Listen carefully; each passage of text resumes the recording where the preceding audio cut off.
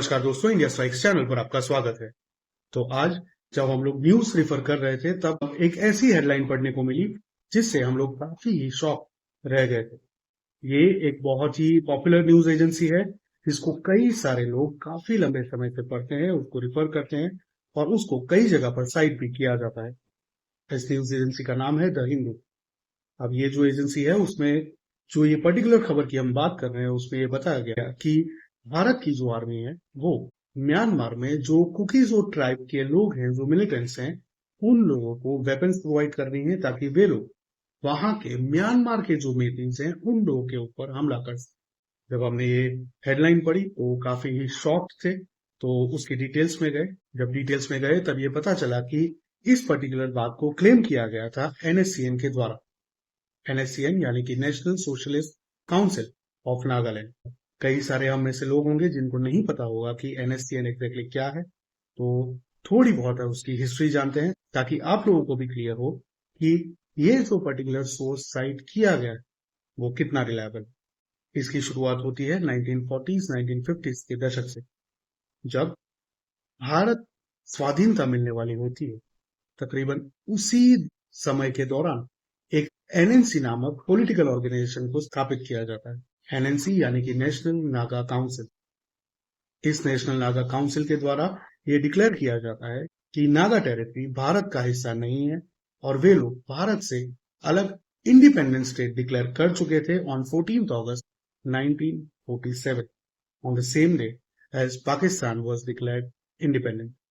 तो उसी दिन इन लोगों ने भी अपनी जो नागा टेरिटरी है उसको इंडिपेंडेंट डिक्लेयर कर दिया था। लेकिन भारत की उस समय की सरकार ने और उस समय जो भी लोग एक्टिव थे उन लोगों ने बहुत ही स्ट्रेटेजिकली इन सभी राज्यों को भारत में सम्मिलित कर दिया। उसके पश्चात भी ये जो पर्टिकुलर पॉलिटिकल आउटफिट है वो अपने सेसेशनिस्ट एजेंडा लेकर, अपने जो अलगाववाद के एजेंडा को लेकर आगे बढ़ रही थी और वहां पर कॉन्स्टेंटली एक्टिव थी। और उसी के चलते हर आए दिन वहां पर वायलेंस होता रहता था और खास करके जो भारत की आर्म फोर्सेस थी उन लोगों के साथ भी मुठभेड़ उन लोगों की होती रहती थी, जिस प्रकार से जम्मू कश्मीर में हाल में हमको देखने को मिल रही। नॉर्थ ईस्ट से खबरें उतनी इजीली नहीं आती थी जो आज भी नहीं आती हैं। उनकी डिटेल्स में जाना बहुत ही मुश्किल होता है और वहां की खबरें बहुत ही कम कैप्चर की जाती हैं हमारी मेन स्ट्रीम न्यूज एजेंसीज द्वारा। तो इसीलिए हम लोग ये प्रयास करते हैं कि वहां की भी जो जमीनी हकीकत है, चाहे वो नॉर्थ ईस्ट के स्टेट्स की हो या फिर म्यांमार की भी क्यों ना हो, वो हकीकत भी हम लोग आपके साथ शेयर करें। तो उसी के चलते हमने इस पर्टिकुलर न्यूज को भी डिटेल में स्टडी किया और बाद में ये पता चला कि 1975 में एनएनसी ने अल्टीमेटली हथियार डाल दिए और भारत की सरकार के साथ उन लोगों ने पीस ट्रीटी साइन की। ये जो पीस ट्रीटी साइन की गई थी उसको शिलोंग अकॉर्ड कहा गया था। लेकिन इन्हीं एनएनसी के जो लीडर्स थे उनमें से कुछ लोगों ने इस पीस ट्रीटी को मानने से इनकार कर दिया था और उन्होंने अपनी एक अलग ऑर्गेनाइजेशन बनाई जिसको नाम दिया गया एनएससीएन, यानी कि national socialist council of Nagaland. ये लोग अपना जो सेसेशनिस्ट एजेंडा है, जो सेपरेटिस्ट एजेंडा है, जो अलगाववाद का एजेंडा है, उसको लेकर फिर भी आगे बढ़ते रहे उसके पश्चात भी। और उन लोगों की भारत की सेना के साथ मुठभेड़ कॉन्स्टेंट रेगुलर बेसिस पर होती रहती थी। इसके पश्चात इसी एनएससीएन के दो अलग अलग ग्रुप्स बन गए, एनएससीएन के और एनएससीएन आईएम।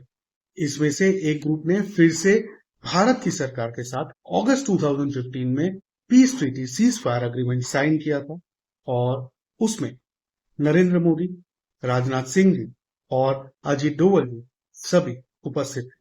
उसके पश्चात भी उसी साल एनएससीएन के दूसरे फैक्शन के द्वारा भारत की सेना के लोगों के ऊपर हमला किया गया और उसमें 2015 में भारत की सेना के 18 लोग इन्हीं एनएससीएन के एक फैक्शन के द्वारा मारे गए और 15 सोल्जर बुरी तरह से जख्मी हो गए। तो उसी के चलते हाल में भी ये जो पर्टिकुलर एनएससीएन का फैक्शन है उसके ऊपर कार्यवाही चल रही है। एनआईए उसके ऊपर क्रैकडाउन्स कर रही है। वहां पर नागालैंड में और अन्य कई जगहों पर इन लोगों की उपस्थिति है। ये जो पर्टिकुलर नागा ट्राइब है उसकी अगर जनरल बात करें तो नागा कोई एक स्पेसिफिक ट्राइब नहीं है, लेकिन उस पर्टिकुलर रीजन में जिसमें भारत के नॉर्थ ईस्ट के कुछ स्टेट्स आते हैं जैसे कि आसाम, अरुणाचल प्रदेश और मणिपुर और म्यांमार के नॉर्थ वेस्ट के कुछ रीजन्स आते हैं, जैसे कि सगैंग और कचिन। इन इलाकों में ये पर्टिकुलर ट्राइब्स पाई जाती हैं जो खुद को नागा ट्राइब्स कहते हैं। तो इनमें से ही कुछ लीडर्स हैं। अब फिर से एक बार ये स्पष्ट कर दें कि हम सभी नागा ट्राइब के लोगों की बात नहीं कर रहे हैं। ये कुछ स्पेसिफिक ग्रुप के लोग हैं जो लोग भारत से अलग होने की मांग कर रहे हैं और उसी तरह से म्यांमार से भी अलग होने की डिमांड कर रहे हैं। तो उसी के चलते ये लोग भारत की सेना के ऊपर भी और भारत के एडमिनिस्ट्रेशन के ऊपर भी कॉन्स्टेंटली हमला करते हैं और वो लोग रिजेक्ट करते हैं भारत के एडमिनिस्ट्रेशन को और भारत सेना को, और उसी तरह से सरहद के उस पार भी वो लोग म्यांमार की सरकार को भी एक्सेप्ट करने से इनकार कर रहे हैं। तो उसी के चलते ये जो पर्टिकुलर NSCN है वो एक मिलिटेंट ऑर्गेनाइजेशन है जिसको साइड करते हुए द हिंदू ने इंडियन आर्म फोर्सेस के ऊपर इल्जाम लगाया कि वे लोग दूसरे कंट्रीज में मिलिटेंट्स को आर्म्स प्रोवाइड कर रहे हैं, जो ये भूल गए हैं कि ये भारत की सेना है, ना कि चाइना या US की सेना, जो दोनों तरफ ही आर्म्स प्रोवाइड करके और सपोर्ट प्रोवाइड करके अपना फायदा निकाले। भारत की सरकार ने और भारत की आर्म फोर्सेस ने ये बात जरूर है कि दोनों ही साइड बैलेंस बनाकर रखा है, लेकिन वो लोग दोनों में से किसी को भी आर्म रेवोल्यूशन के लिए या फिर किसी भी प्रकार के वायलेंस को प्रमोट करने की बात नहीं करते हैं। दोनों तरफ से ही वो लोग रिक्वेस्ट कर रहे हैं कि पीस टॉक्स की जाए और ये जो पूरी गृह युद्ध की सिविल वॉर की परिस्थिति वहां पर म्यांमार में खड़ी हुई है उसको रिजॉल्व किया जाए। तो to summarise this, the Hindu में जो आर्टिकल लिखा गया है जिसमें भारत की सेना के ऊपर एक मिलिटेंट ऑर्गेनाइजेशन की बात को साइड करते हुए ब्लेम किया गया है, वो एकदम ही गलत है, बेबुनियाद है और उनके पास कोई भी प्रूफ नहीं, जबकि उसके सामने इस बात के प्रूफ कई सारे हैं कि चाइनीज वेपन्स हर बार पाए जाते हैं इन मिलिटेंट्स के पास और साथ ही में म्यांमार की आर्मी के पास, और एट द सेम टाइम ये जो कुकीजो और मेथी के बीच में मणिपुर में भी जो हमले हुए थे उसमें।